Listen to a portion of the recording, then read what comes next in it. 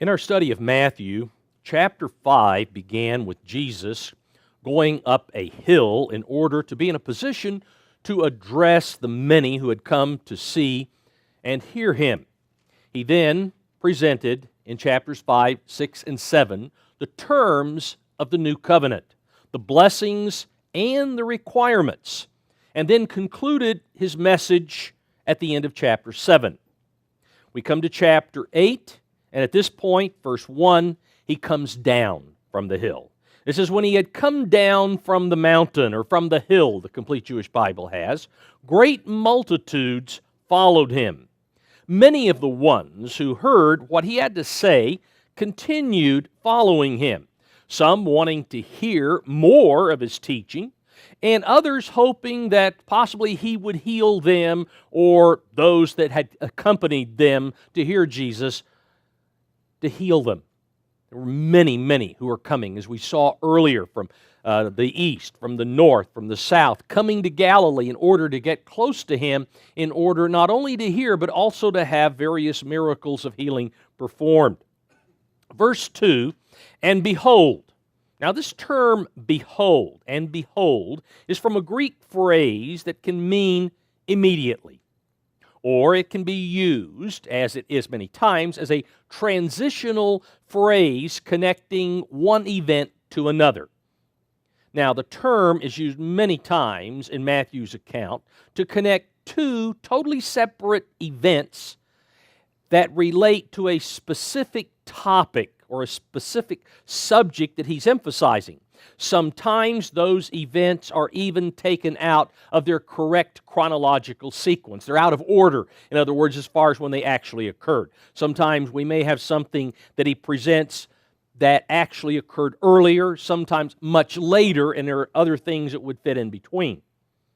So, behold, a leper came and worshiped him. Now, based on what Jesus tells this man after he heals him of leprosy, this particular event occurred either after this great multitude disbanded from verse 1, or it took place at another time altogether when other people were not around, because had all of those people been there, what Jesus tells the man would have totally been out of place. So a leper came and worshiped him, saying, Lord. Now, this is the first time that Matthew uses this term Lord, which, of course, the leper used, but Matthew uses it. And the term Lord means master or owner and denotes the one who does wield authority. And so, again, we concluded the Sermon on the Mount in chapter 7 with he taught with authority, something that the people did not, wasn't something they heard every day from the rabbis and the scribes when they went through and they talked about things of the Bible. Jesus taught as one having authority, and Matthew now is going in and he's proving that Jesus has not just authority, but all authority. And so he's taking one thing at a time and showing Christ has authority over it all. And so now we basically begin this section by the title Lord, Master, Owner, the one who has authority. If you are willing, you can make me clean. The leper, we find, had no doubts about Jesus' ability to heal him, but he was not sure if Jesus would be willing to grant him that level of mercy to totally remove this affliction. Verse 3, then Jesus put out his hand and touched him, saying, I am willing, be cleansed. Immediately his leprosy was cleansed. Now, Matthew was inspired to use this particular example as the first miracle performed by Jesus in his account. Now, we know the first miracle was changing the water to wine at Cana. John tells us about that. But as far as the first literal miracle described in Matthew's account, this is it. The first healing is this one right here. And it's healing leprosy. The reason for doing so was to highlight the most important role that Jesus was prophesied to fulfill. Leprosy, as we know, was a disease that easily spread and symbolized sin. We've covered that before back in the book of Leviticus, and there's a lot that we're told about leprosy there, and of course it acts as sin. It spreads, and it is devastating. By cleansing the man of leprosy, Jesus symbolized that he had authority over disease as well as the authority to cleanse men of their sins. Now, under the ritual law, whenever anything unclean touched something that was clean, the clean became unclean or defiled. Go back to Haggai chapter 2, and that's explained there. You know, the priests are asked, if this happens, will this happen? Yes. Will it happen? No. Well, Jesus had the authority here to cleanse the unclean and make it clean. Normally, in the Old Testament, if someone were to touch one with leprosy, that individual would become unclean. Jesus, who is clean, touches the leper, and he becomes clean, just the opposite of what the ritual law showed. Verse 4, and Jesus said to him, see that you tell no one, but go your way, show yourself to the priest, and offer the gift that Moses commanded as a testimony to them. Now, according to the ritual law, whenever one was cleansed of leprosy, he was to present himself to the priest to be examined. The priest then, once he examined the individual and declared, you are clean, okay, once the leprosy was gone, was removed, then the priest initiated a series of ceremonial washings and offerings that required a total of 8 days to complete. That's brought out in Leviticus chapter 14. I won't turn there. You can go read that later. Jesus wanted this information relayed to the priest, what he had done, for 2 reasons. First of all, as evidence to the authorities, that is, the religious authorities of that day, that Jesus was operating in conformity to the law. He was not operating outside the law. He wasn't some maverick. The law required you go. Once you're cleansed, you go present yourself to the priest. And Jesus wanted to make sure no one could accuse him of operating outside the law, that is, God's law. Jesus did not always operate inside the traditions that had been laid down by the Pharisees and the scribes, which are not God's law. These were men coming up with laws that superseded God's law. Jesus would not put up with that. Now, secondly, Jesus told this man, this leper, this cleansed leper, to go and present himself to the priest as a witness to the priests themselves that he used the authority that only the Messiah was to possess. Now, according to Mark chapter 1, verse 45, this particular leper, once he was cleansed, did not heed what Jesus told him to do. Rather, he spread word so widely, so thoroughly through that area, and so quickly that it became absolutely impossible for Jesus to accomplish what he wanted to do in that area. Matthew omits this follow-up that Mark brings out because Matthew's purpose was to emphasize Jesus' authority over the disease of leprosy and what that disease symbolized. It's not Matthew's purpose to give a full accounting of the event. He's zeroing in on a particular topic, the authority of Jesus Christ. Now, verse 5. Now, when Jesus had entered Capernaum, a centurion came to him. Matthew now proceeds to another event confirming Jesus' authority over disease. Capernaum, as we've said before, was located in the area of Galilee on the border between Herod Antipas and Philip the Tetrarch's areas. Now, both Philip and Herod Antipas were sons of Herod the Great, and so they both had territory that was given to them. Herod Antipas saw this as an important border town, and he garrisoned auxiliary troops in Capernaum, because it's right there on the border. There's Syria to the north, there's Philip's area to the east, and so Herod Antipas wants to make sure that that area is protected. But again, it's also protected because of what we'll see a little bit later. It was a center of tax collecting, and he wanted to make sure the monies were guarded well. And so he stationed soldiers in that area.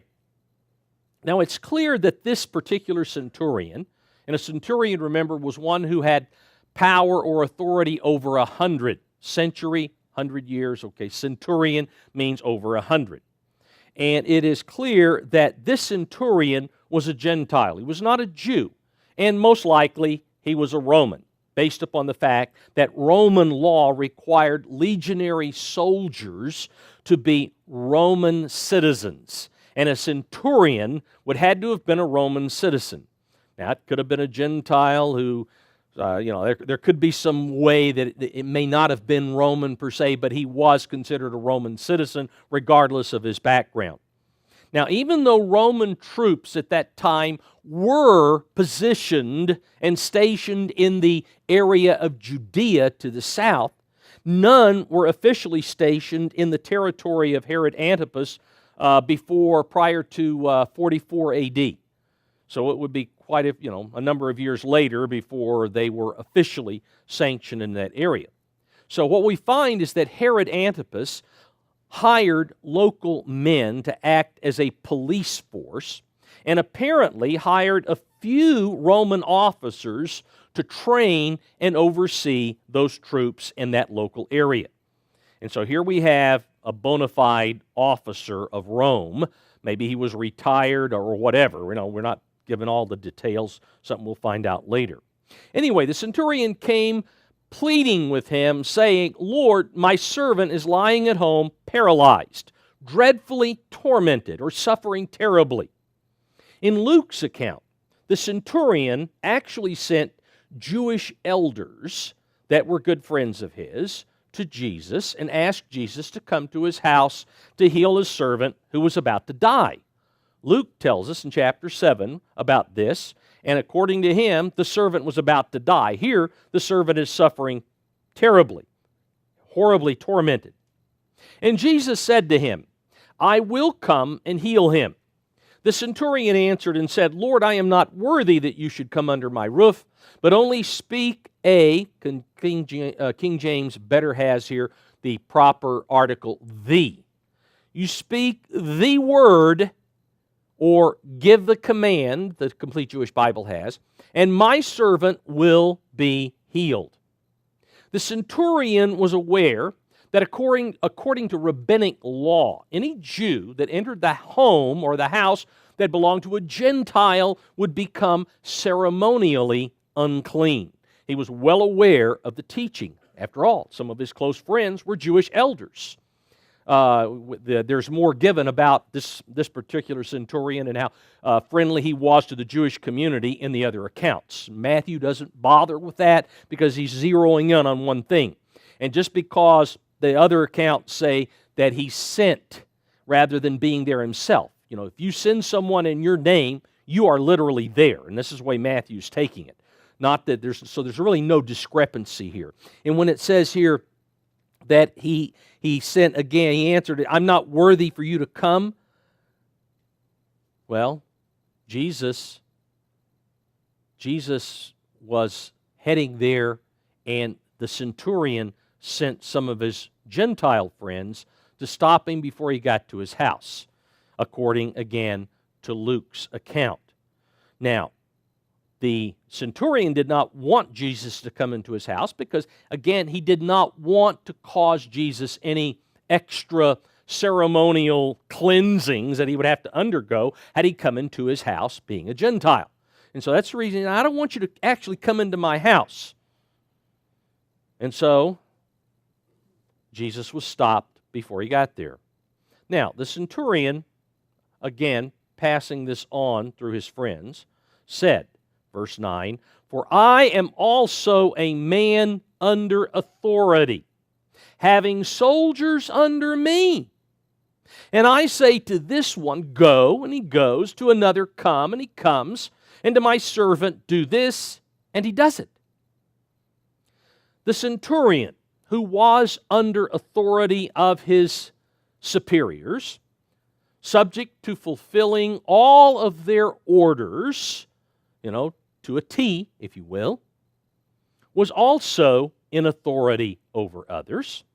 He knew that the orders that he issued would be carried out without his direct personal involvement, no matter how far away from him the place of fulfillment of that order was to take place. He could say to a lieutenant, I want this done, 20 miles over in this town. It would be done. He would not have to go there personally himself. Once he gave the command, he had complete confidence in his subordinates to carry it out. Based on what he had heard and possibly even witnessed, because we're not given any of the background whether this centurion had been there when Jesus was teaching or healing. So we're not told anything in any of the accounts about that. But he at least had heard about Jesus, or he would not be sending people to go to him. So it's obvious that the centurion viewed Jesus as the supreme authority over all diseases. He was superior, therefore believed that his servant would be healed at Jesus' command. All Jesus would have to do is give the command. Just like he gave a command to his subordinates and say, I want this done, it would be done. Jesus could say, I want this done, and it's done. So you don't have to come here. Verse 10, Revised English Bible, Jesus heard him with astonishment and said to the people who were following him, truly I tell you, nowhere in Israel have I found such faith. This centurion had absolute confidence in Jesus. He believed that when Jesus issued a command, that command would be performed. It would be carried out. Even though the Jews were very, very knowledgeable of the Holy Scriptures, many of them had it committed to memory. They could, as far as the knowledge, it was there. But none of them, according to what Jesus says, nowhere in Israel, none of them possessed the same unwavering belief that had been exhibited by this Gentile military officer. And so he was just astonished. People with all of this knowledge, and yet they don't have faith. Here's a man without knowledge, and he has complete confidence, based again on his military background of knowing how he had to fulfill orders, others had to fulfill orders. Verse 11, New King James, and I say to you that many will come from east and west and sit down, Goodspeed has, will take their places at the feast. The New American Standard has, will recline at the table with Abraham, Isaac, and Jacob in the kingdom of heaven. Now Jesus declares that the trust shown by this particular centurion would also be found in others from other nations, not descended from Israel. In other words, this Gentile is not alone. This is not going to be something that's abnormal. This is something that's going to be very normal. This is what he's saying. It's amazing it took the disciples, the apostles, so long for this to finally sink in, even after they received God's Spirit, after the day of Pentecost. But it took a while before this actually finally sunk in. That total trust in Jesus, not physical descent from the patriarchs, is the requirement for entrance into the spirit realm of the kingdom. That belief, not physical descent. That's the reason he says, many will come from the east and west, that is Gentiles, and sit down, take their place at the feast. Now, the Greek word translated sit down here literally means to recline and refers to sharing a meal, as the Goodspeed and the New American Standard translations that I gave you indicate. The event to which Jesus refers, to sit down with Abraham, Isaac, and Jacob in the kingdom of God, refers most likely to the marriage supper that occurs immediately after the first resurrection, brought out in Revelation chapter 19. Now, verse 12, but the sons of the kingdom, the King James has the children of the kingdom, the New Revised Standard has the heirs of the kingdom, will be cast out into outer darkness, or the New International says, will be thrown outside into the darkness. There will be weeping and gnashing of teeth. Or Phillips has, there will be tears and bitter regret. Now here, at this juncture in verse 12, the term sons or children or heirs of the kingdom refers primarily to the self-righteous Pharisees and scribes and religious leaders among the Jews who lived during the first century that absolutely despised the Gentiles. That's who the sons of the kingdom are referring to here. While many Gentiles, and what Jesus is saying is while many Gentiles will be included in the first resurrection, many of the physical descendants of Israel will be excluded. Jesus is stressing that the vast majority of Jacob's descendants throughout time who have believed they deserve citizenship in the kingdom of God, due either to their ancestry or their works or a combination of both, will eventually be absolutely shocked to discover that their assumptions were wrong.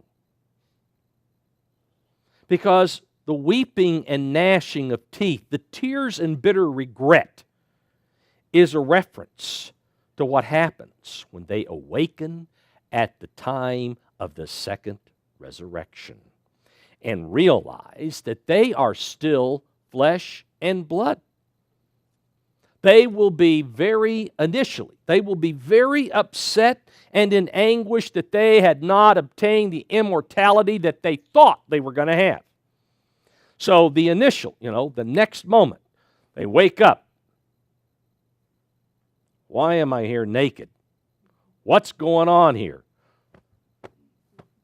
Why am I not? Where's God in the picture?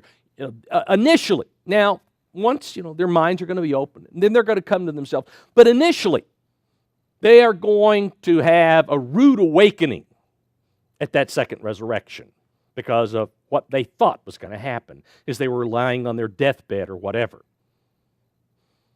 Verse 13, New International.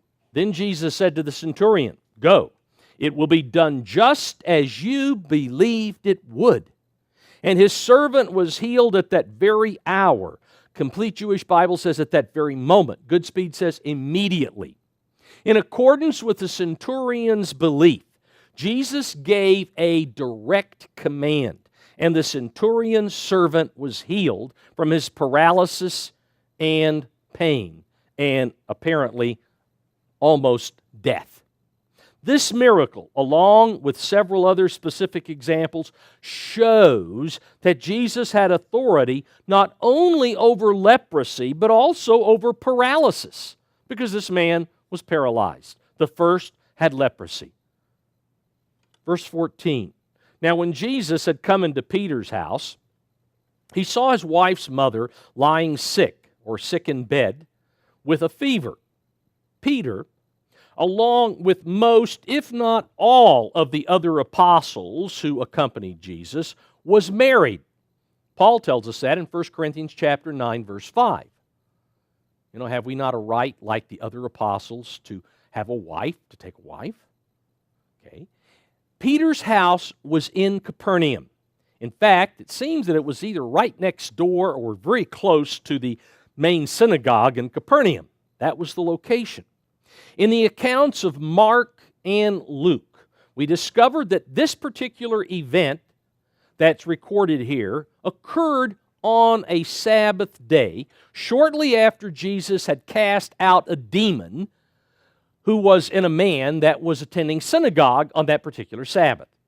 Now, Matthew doesn't bring that up because it's not important to the point that he's trying to make. The other two accounts fill in the gap. Verse 15, so he touched her hand, and the fever left, and she arose and served them. Now, a fever generally weakens the body, so that after the fever breaks, it usually takes several days before the body is able to regain strength. You're kind of listless once the fever breaks, and you're usually sleepy, and you You want to get some sleep and some rest because the body's been under a lot of stress and strain. So we find here that Jesus was not only able to heal the disease that caused this particular fever, he also strengthened Peter's mother-in-law so that she had the energy to feed Jesus and all of those who were with him, who had come from synagogue to Peter's house. Now, it may have just been Peter and his wife, or it could have been Peter and some of the other apostles or disciples. We don't know what the number is, but she was in pretty good shape here. She was up and serving them, doing what you can do on the Sabbath in order to take care of the people who were there. Now, verse 16, when evening had come, now this occurred after the Sabbath had ended. It specifies this, when the evening had come. So the Sabbath had ended. The people, as you go through and read the various gospel accounts, the people generally did not come to Jesus on the Sabbath day in order to be healed of their various afflictions. And the reason? The rabbis considered healing to be work. And so they had ruled that any healing was an illegal act if done on the Sabbath. And so that was one of the laws that Jesus, man's laws, that he said, no, this, you're trying to supersede the law of God. You cannot do that. And so he would have nothing to do with this man-made law that was in opposition to God's law. Healing on the Sabbath was usually initiated by Jesus himself. He's the one that did it, not by those who desired to be healed. Jesus did it. So when evening had come, they brought to him many who were demon-possessed, and he cast out the spirits with a word. Now, they brought the demon-possessed first because of the fact that word had spread pretty quickly after he cast the demon out in the man in the synagogue. And so, he cast one out, he can cast the others out. And so the others who were demon-possessed were brought. The demons, we find, recognized Jesus, and they submitted to his authority. When he commanded them to come out of humans that they were possessing, they came out. There was no dilly-dallying around. It was not, you can't make me. They knew who he was, and they came immediately out. So he cast out the spirits with a word and healed all who were sick, that it might be fulfilled which was spoken by Isaiah the prophet, saying, He himself took our infirmities and bore our sicknesses. Now, in order to draw attention to how the miraculous healings that Jesus performed were signs that would accompany the coming of the Messiah, Matthew now quotes from the most detailed of all the messianic prophecies from Isaiah chapter 53. And this is Isaiah 53, verse 4. Okay, so he goes right to what everyone understood was the primary messianic prophecy about the death of the Messiah, what he would do, how he came, that he would be the offspring of God, basically. And so anyway, he forces the point here to recall this. Recall what the prophecy says about the Messiah. He is to heal. This is one of the identifying signs. Verse 18. Now when Jesus saw great multitudes about him, or surrounding him, the Revised English Bible has, he gave a command to depart to the other side. Now this event took place either the next day or at a different time altogether than the preceding events that took place in Capernaum. Jesus, we find, according to Mark's account in Mark chapter 1, Jesus wanted to go to other towns located on the eastern side of the Sea of Galilee. He said, it is fit for me to do. This is what I'm supposed to do. I'm supposed to travel, not just, I would be here and never go anywhere for the next couple of years if we did not, kind of sneak away from time to time. And so this is basically what Mark tells us Jesus was saying. So, not because he didn't want to deal with the people, it's just he wanted to be able to go out and about as he needed to go. So he gave command to depart to the other side. Then, verse 19, before they could get away, then a certain scribe, New International has teacher of the law, came and said to him, Teacher, I will follow you wherever you go. Now, he must have overheard. We need to go to the other side. I want to go to another area. Well, I want to go with you. He was there and he heard. Now, this was a unique event because the scribes, one of the categories of religious leaders, the scribes were generally antagonistic toward Jesus. They were always trying to come up with questions to trip him or to cause the people to turn against him. And so this is kind of unusual for a scribe to say, I want to be one of your disciples. However, this one approached Jesus again, claiming to want to be full-time, not just a follower like hundreds and hundreds of others. I want to be right there with you all the time, like John over here, or like James. That's what I want to do. And Jesus said to him, Foxes have holes, and birds of the air have nests, but the Son of Man has nowhere to lay his head. Now, you will recall that Jesus' home was in Nazareth, and because they tried to kill him there, he moved to Capernaum. And so he had a home in Capernaum. Peter had a home close to the synagogue in Capernaum. And the other, John, James, they had homes. They had wives. No doubt they had children, many of them. And so, sometimes we think, well, here they are. They carry their tents on their back. And no. A lot of times they went home at night and they slept in their beds and then they went somewhere the next day. Sometimes they would go and they would be gone for days as they did go down to Jerusalem or whatever. But generally they came home at night, stayed at their homes, with their wives and their families, and Jesus at his home. Mary, Mary was probably living there with him. He was taking care of her, whatever. We don't know all, but we do know that from what we've read, he did have a home there. So when Jesus says, I don't have anywhere to lay my head, what does it mean? He's informing this scribe that being a true disciple requires major changes in lifestyle. A concept that Jesus knew this man had not yet comprehended. It is required of all disciples of Jesus to be willing to give up everything, including physical security, in order to follow him. That's what he means. Foxes have holes, birds of the air have nests, the Son of Man has nowhere to lay his head. There is no permanent security or whatever in this flesh. Now, this is the first of 32 times that Matthew uses the title Son of Man. Now, since the only time the title Son of Man is used directly in the Holy Scriptures is Daniel chapter 7, verse 13, because that was the only place, and there was nothing really to connect it to.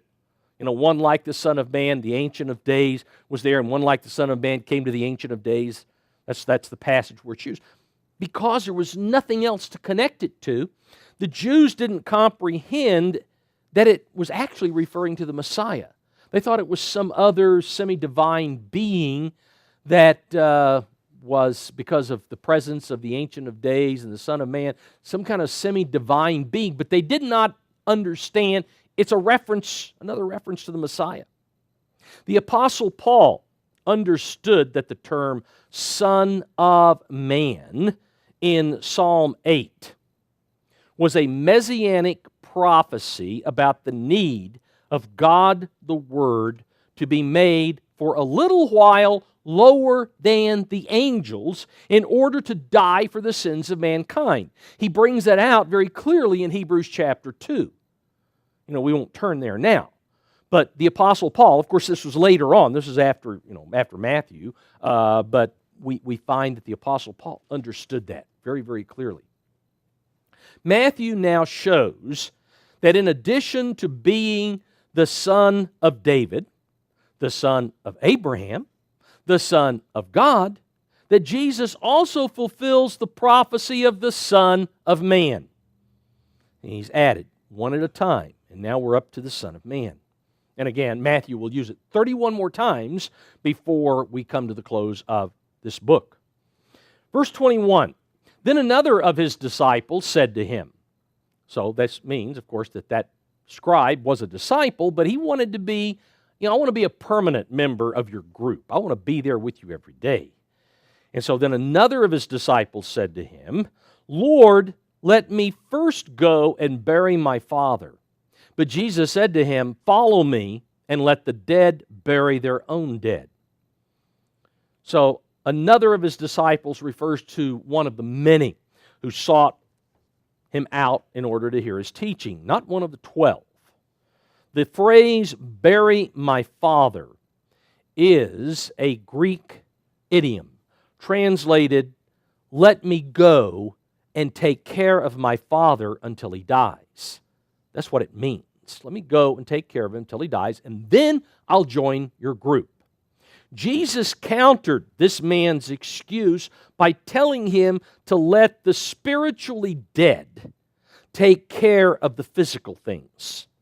Physical things, let the people who God has not selected at this time, let them take care of the physical things. Those who are called, who have been selected and called to Jesus, cannot allow physical cares to hinder spiritual responsibilities.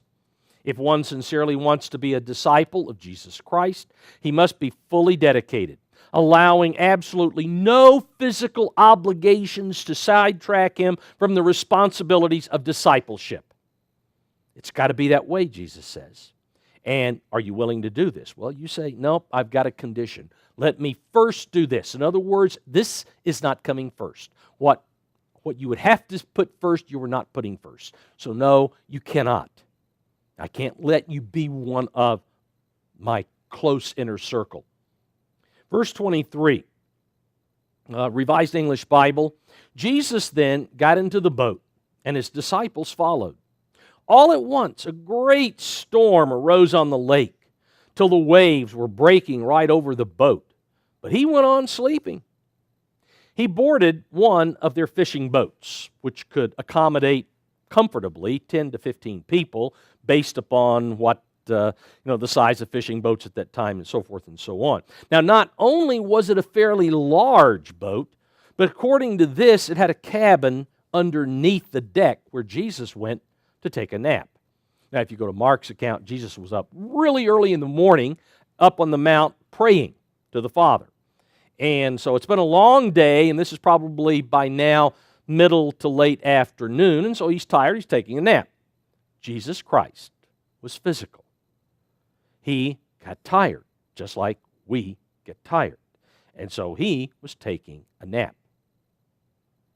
Now, there, according to Mark chapter 4, where Mark's account is, there were also other boats that accompanied this boat that Jesus was on with other disciples. We're not told the exact number, but there were at least 2 more, and maybe several more than that. Matthew shows by the following example of what took place at that time that in addition to fever, in addition to paralysis and leprosy, Jesus had authority over nature. Verse 25, then his disciples came to him and awoke him, saying, Lord, save us. We are perishing. Other translations have, we are sinking. We're going to drown. But he said to them, why are you fearful, O you of little faith? Now, you of little faith, remember, was used in the Sermon on the Mount. We saw that earlier. And so he says here, why are you fearful, O you of little faith?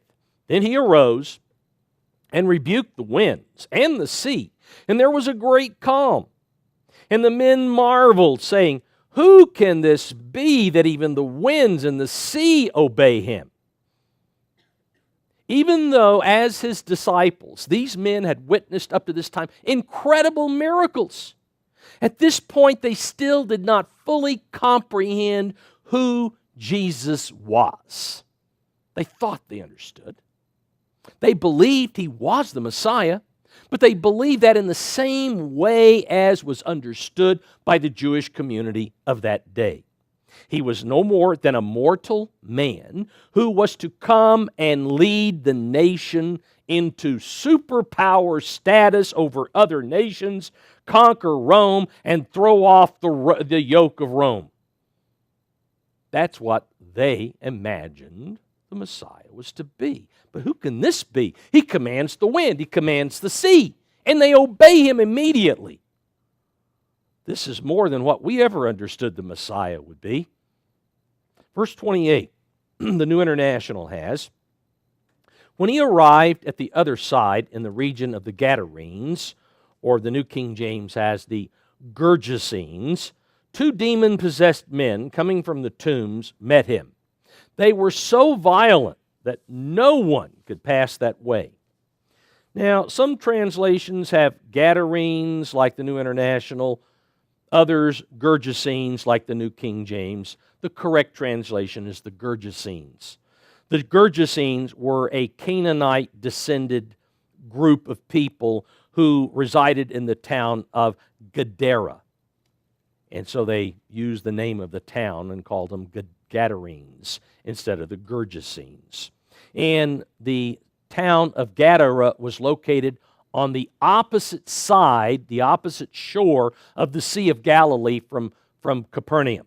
It was more to the southeast. It was on the southeastern coast of the Sea of Galilee, Capernaum up on the northwest side. Matthew tells us here that there were 2 demon-possessed men, while the parallel accounts in Mark and Luke mention only 1 demoniac. But they mention the one who has the superhuman strength, because one had superhuman strength, who told Jesus that his name was Legion because there were so many demons possessing that one man.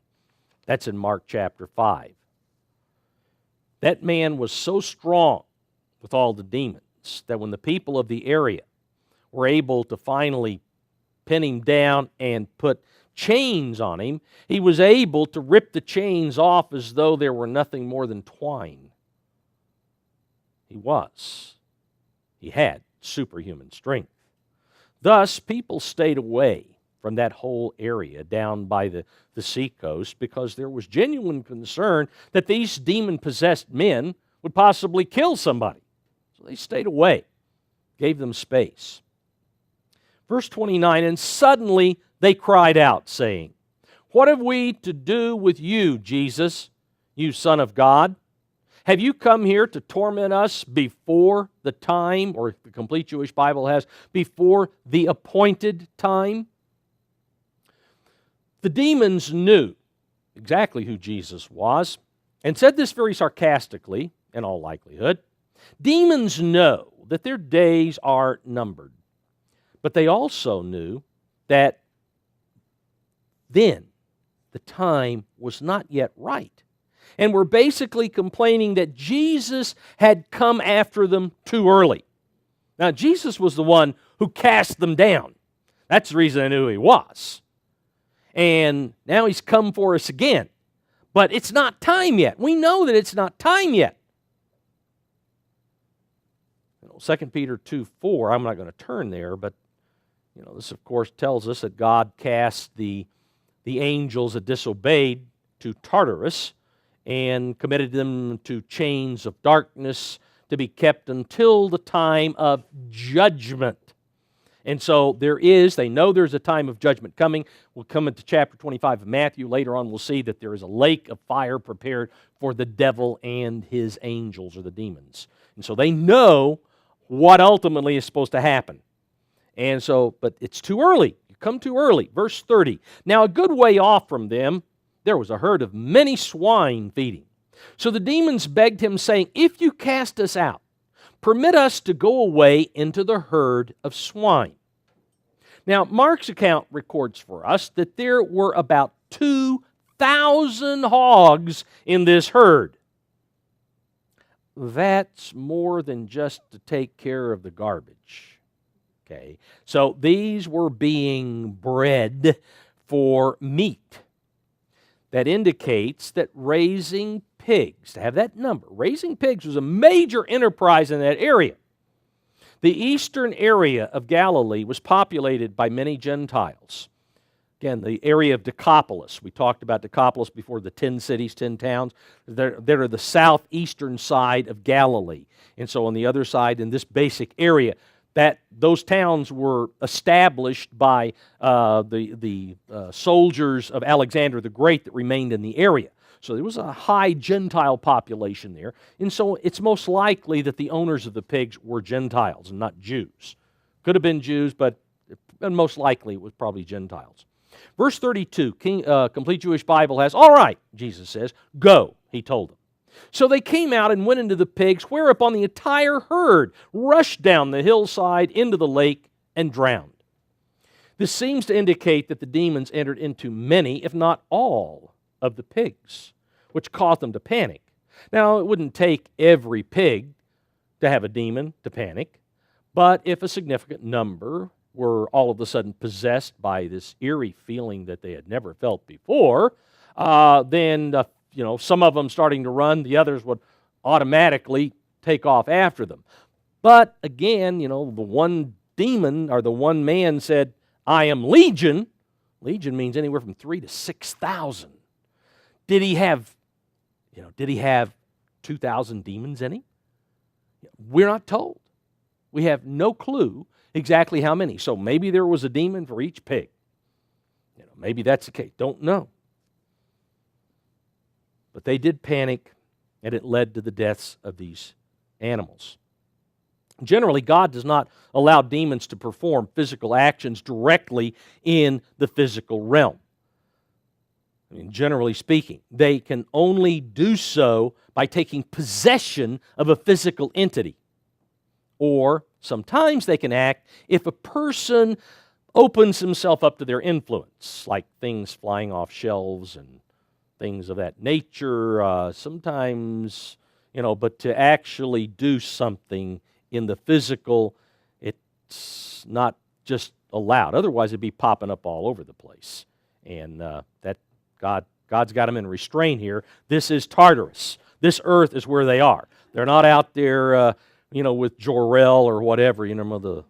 The things in the old Superman movie that they've got these bad convicts and some kind of plate glass floating through space. No, they're all right here. Now, immediately after referring to Jesus' authority over nature in the physical realm, in the previous example, out on the open ocean or the open lake of the Sea of Galilee, Matthew now uses this event to show that Jesus had authority over demons that exist in the spirit realm. So he has authority over the physical and the spirit realms. This authority is way beyond what anybody could have imagined that the Messiah would have. Verse 33, New International. Those tending the pigs ran off, went into the town and reported all this, including what had happened to the demon-possessed men. Then the whole town went out to meet Jesus, and when they saw him, they pleaded with him to leave their region. Now, despite the fact that Jesus had removed the threat of these violent men who were demon-possessed, so that the people of that area could freely go down to the lake and enjoy the lakefront and not have to be fearful for the lives of their children if they went down into that area, they didn't thank Jesus for that. They didn't thank him for taking away a threat. Instead, we find here they asked him to leave because they viewed his presence there as a threat to a major part of their economy. They were more concerned about money than having him come among them and heal the sick and cast out demons. That was what was most important to them. Now, Mark's account includes that the people who came from the town, saw the man who had been possessed by legion, who was sitting on a rock or sitting over here, fully clothed and in his right mind. They saw that. And so, sure enough, he's not foaming at the mouth, naked, and doing all the things that he was doing before. They could see an incredible thing had happened. We find that in Mark's account, chapter 5, that this man wanted to go with Jesus. The people said, "We want you to leave." The man says, "Can I go with you?" And Jesus said, "No, you can't. You have to stay here. Go and tell your relatives, what happened, etc., etc." And so, according to Mark, he went out and word spread all over. Jesus had a witness in that area by that one man for what he had done, because people knew, his relatives and others, and he spread the word all through Decapolis, the whole area of the southeastern part of Galilee. All right, chapter 9, verse 1. So he got into a boat, crossed over, and came to his own city, or his own town. So Jesus, we find, acquiesced to their request and left the area without performing any other miracles, returning to Capernaum. And behold, they brought to him a paralytic lying on a bed.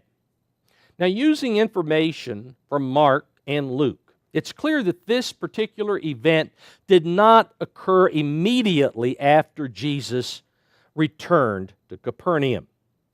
As we saw earlier, the term "and behold," as verse 2 begins, is a transitional phrase, indicating that the actual event occurred either earlier or later than this particular place where it's put in the storyline. It's important to remember that Matthew's purpose was not to give a rigid chronology of events. That is not the purpose of Matthew, but rather to relate events that stress the complete authority that Jesus possessed. That's where he's coming from. Now, generally, he's pretty much in sync, but there are times he takes things out of sequence. Now, Matthew, on this particular example, leaves out many of the details found in Mark's account.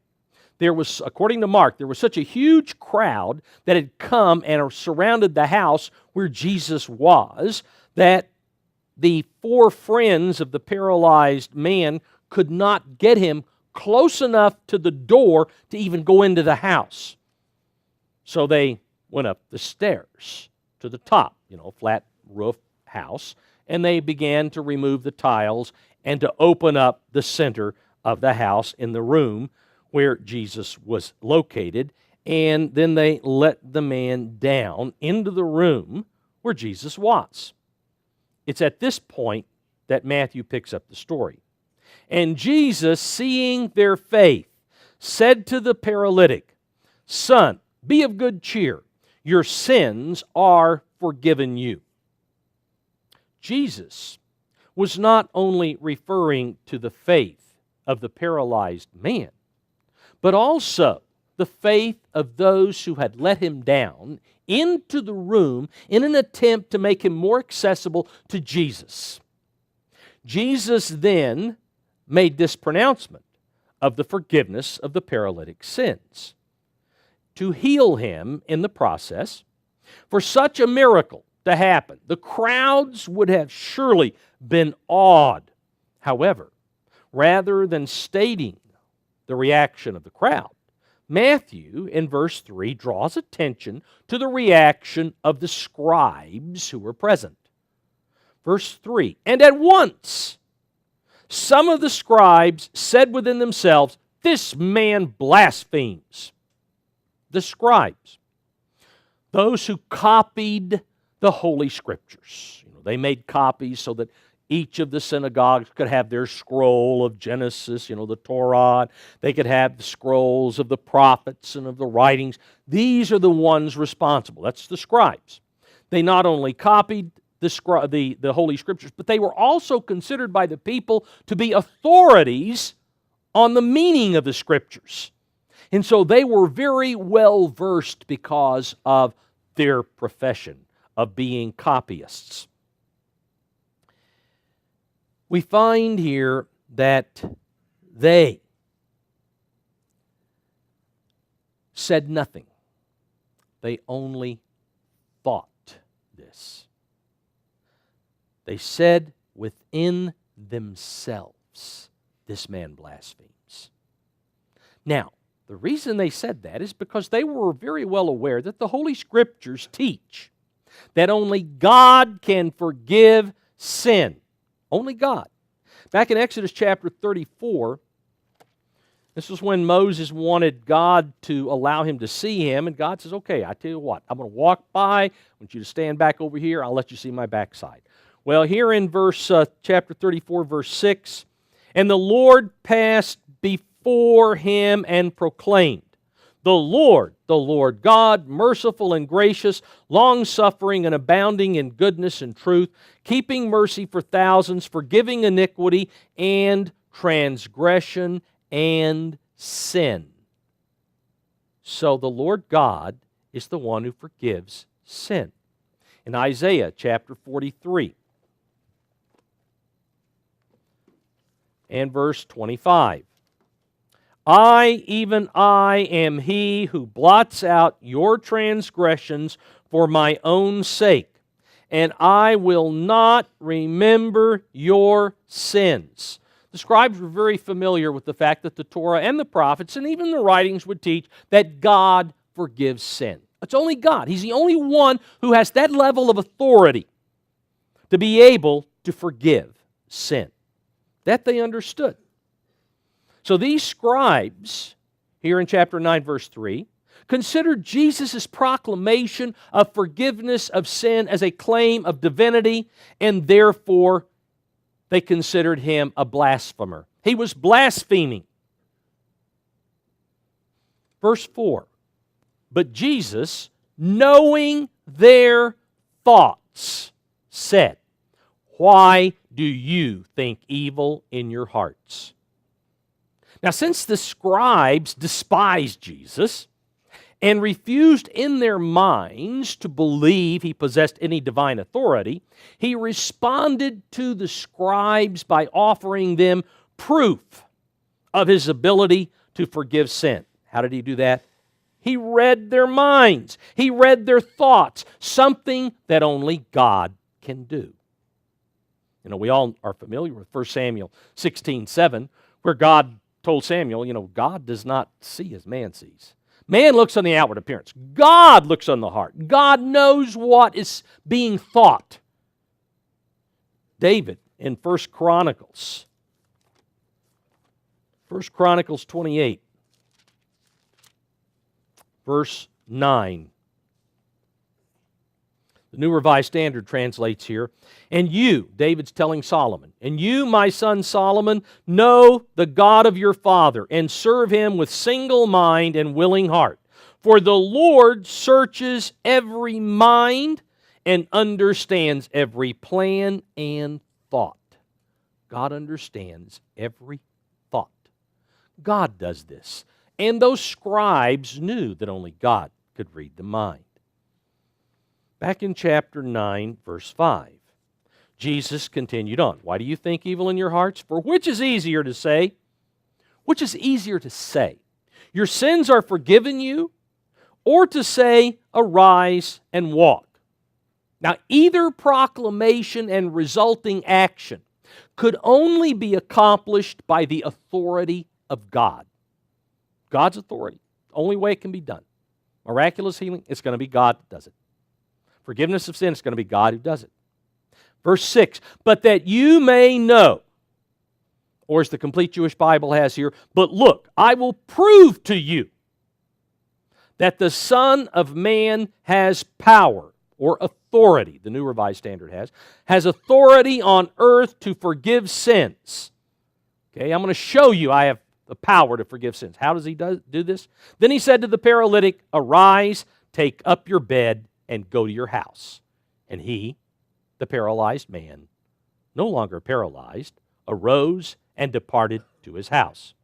Since the fulfillment of both proclamations required the extension of God's authority, but only the healing, the actual healing of the man who was in their presence, would be immediately apparent to those present, Jesus performed the healing as proof to them that he also had authority to forgive sins. Verse 8. Now, when the multitude saw it, they marveled and glorified, or Revised English Bible, they praised God who had given such power to men. Not only were the nerves of the paralyzed man healed, but his atrophied muscles were completely restored, allowing him to be able to stand up and walk. These people were absolutely amazed, and they gave God the credit. God's responsible for this. God's responsible. That's what they understood. But as will become evident as we continue moving through Matthew's account, the scribes and Pharisees began attributing those miracles not to God, but to the power of Beelzebub, the power of Satan the devil. We'll come to that later on. Verse 9, then as Jesus passed on from there, he saw a man named Matthew sitting at the tax office, and he said to him, "Follow me." And he arose and followed him. The main trade route between the province of Syria to the north of Galilee and Egypt down in the south ran right by Capernaum, which was chosen as the location for collecting custom and excise taxes. That is on all the goods that were coming into the territory of Herod Antipas. It was there at that station, tax station, custom station, that Matthew was positioned. In the parallel accounts, Matthew is identified both by Luke and Mark as Levi. His name is Levi. From this, we can deduce that Matthew was either a Levite or his name was Levi. And the name Matthew, which means gift of Yah, or gift of God, that's the meaning of Matthew, gift of God. That name was possibly assigned to him at some later time, just like Jesus assigned Simon, the name Cephas in Aramaic. No longer you're going to be Simon, your name's going to be Cephas. And it could be no longer you're going to be Levi, you're going to be Matthew. Because what Matthew has done is certainly a gift from God. This material that he presents is a gift to us because it proves from the Old Testament. It shows us how Jesus had that authority. Verse 10, and so it was, as Jesus sat at the table in the house, that behold, many tax collectors and sinners came and sat down with him and his disciples. According to Luke's account, Matthew apparently held a huge banquet at his own house in order to honor Jesus and possibly mark his retirement as a tax collector. Now, again, that Luke gives us the background in chapter 5 of Luke. Since tax collectors, notice it says many tax collectors and sinners came. Since tax collectors were despised because they collected taxes for the Roman government and were often proved to be very dishonest in their dealings with the people because they took more than they should, and hence the reason Matthew had a huge house, was able to afford a big bank. Now, we don't know how righteous Matthew was before having contact with Jesus. We just don't know those things. But most tax collectors had big homes in the best part of town, et cetera, and it wasn't because they were getting what they deserved. They were getting more than what they deserved for the jobs they held, and hence the people looked down on the tax collectors. But it is doubtful, based upon the fact that Matthew was a tax collector, that he had many friends other than tax collectors. Okay? So when he is looking through, who can I invite to the banquet? Well, tax collectors, that's about, because nobody else is going to come. And sinners, it says. Well, sinners were what were Jews. They were Jews who were considered by the religious Jews to be irreligious. They weren't like the Pharisees. They weren't fasting twice in a week. They weren't doing things as meticulously and as openly as the religious people. So the sinners are the irreligious. And when the Pharisees saw it, they said to his disciples, "Why does your teacher eat with tax collectors and sinners?" Now, since the Pharisees would never consider entering a house with tax collectors and irreligious Jews, they apparently questioned Jesus' disciples after the banquet was over and they had left the house. Now, being well versed in the law, they wondered why this man, who was considered by more and more people to be the Messiah, why would he eat with what they considered some of the most reprehensible, disgusting examples of mankind, tax collectors and those who were irreligious? Why would he do that? They could not conceive of a Messiah who would conduct himself as Jesus was doing. It was simply, there's no place in their mind for that. Messiah would be like them. That's how he would be. He would be just like they are. Verse 12, but when Jesus heard that, he said to them, those who are well, or healthy, as the New American Standard has, those who are well or healthy have no need of a physician, but those who are sick. Now, Jesus obviously overheard what the Pharisees were saying, and he answered them himself, rather than allowing the disciples, by using a proverb about the physician. Those who are physically sick, who are ailing physically, need someone who can help them recover and attain their physical health.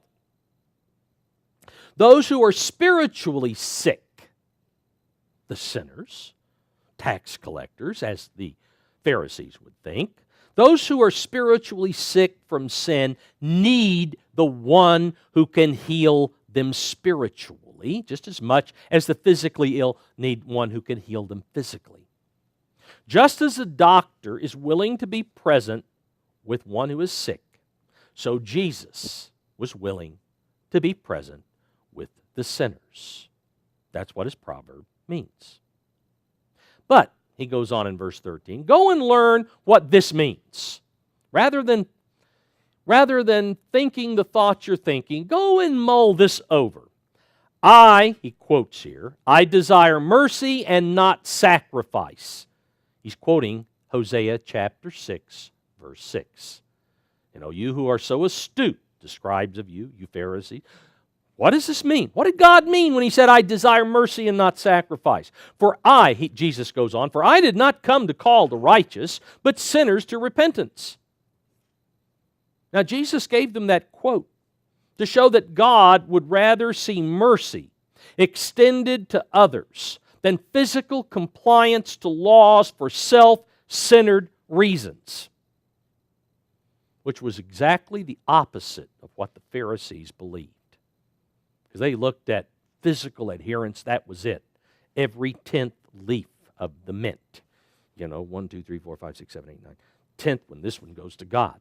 1, 2, 3, 4, 5, 6. 10th one goes to God. Very meticulous. Fast twice in the week. Give tithes on all that I possess, etc., etc., etc.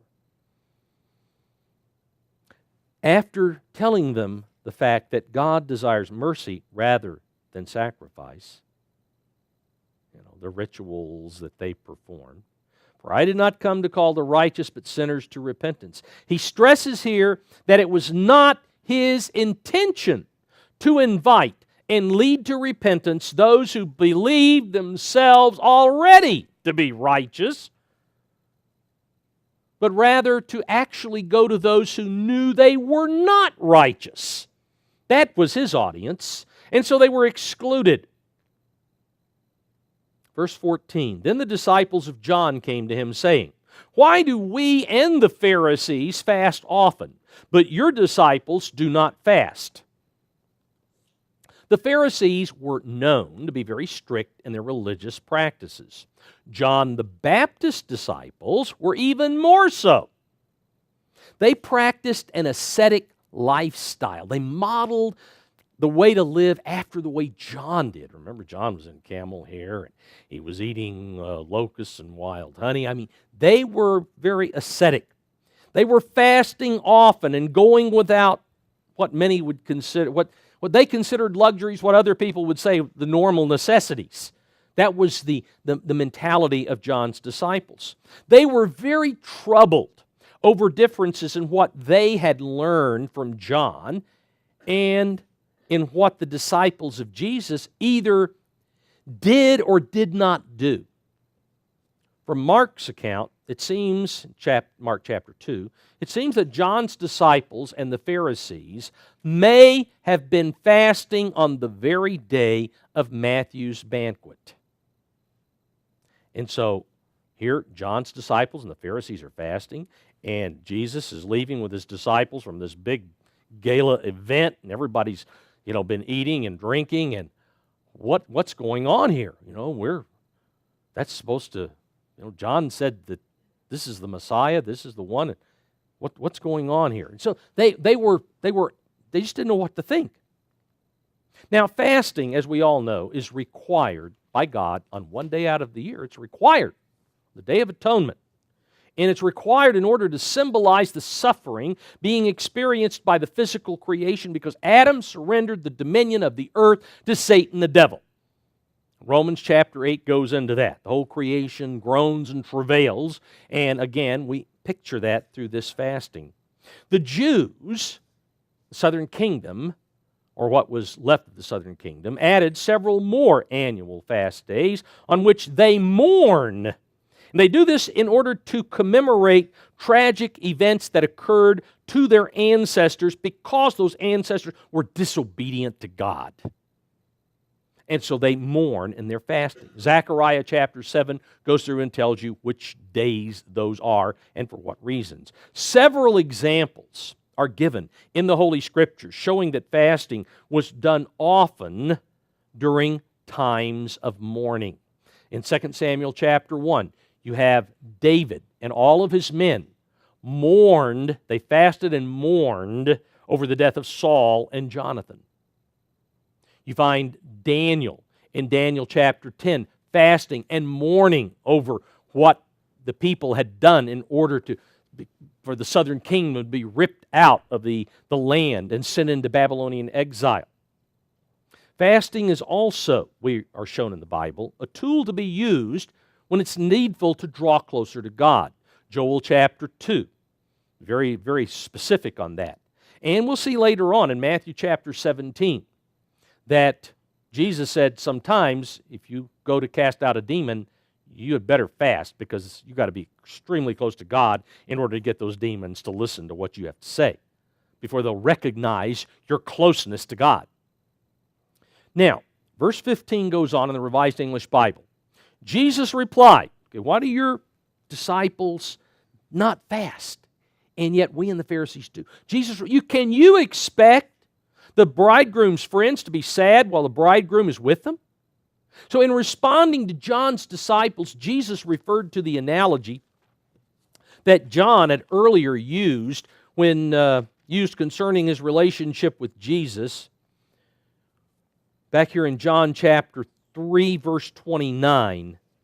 John 3:29. Here John the Baptist is talking to his disciples and basically said, he who has the bride is the bridegroom. But the friend of the bridegroom who stands and hears him rejoices greatly because of the bridegroom's voice. Therefore this joy of mine is fulfilled. John said, I'm a friend of the bridegroom. The bridegroom is Jesus Christ. I hear his voice. I am rejoicing over the fact that he's come. I'm here to pave the way. He's here. And so Jesus now goes back to the example that John used, this analogy of the bridegroom. Can you expect the bridegroom's friends to be sad while the bridegroom is with them? Along with John the Baptist, Jesus' disciples, that close-knit group, were the bridegroom's friends as well. They rejoiced at the things that Jesus taught them. Jesus' 3.5-year ministry was like the time that occurs immediately before the marriage of the bridegroom to the bride. During that time leading up to the actual ceremony, that time is a time of rejoicing. It's not a time of mourning. It is the emotional state of the bridal party. Feasting, not fasting, is what is anticipated by the bridegroom's friends. Verse 15 goes on in the Revised English Bible, the time will come when the bridegroom will be taken away from them. Then they will fast. Just as the groom leaves his groomsmen behind when the marriage ceremony is over, so Jesus would eventually be physically separated from his disciples. After that severance, they would mourn, just like John's disciples were mourning, because it's very possible that John was already imprisoned when these disciples came to ask Jesus this question.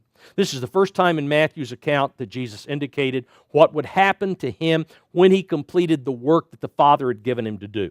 This is the first time it will recur again and again.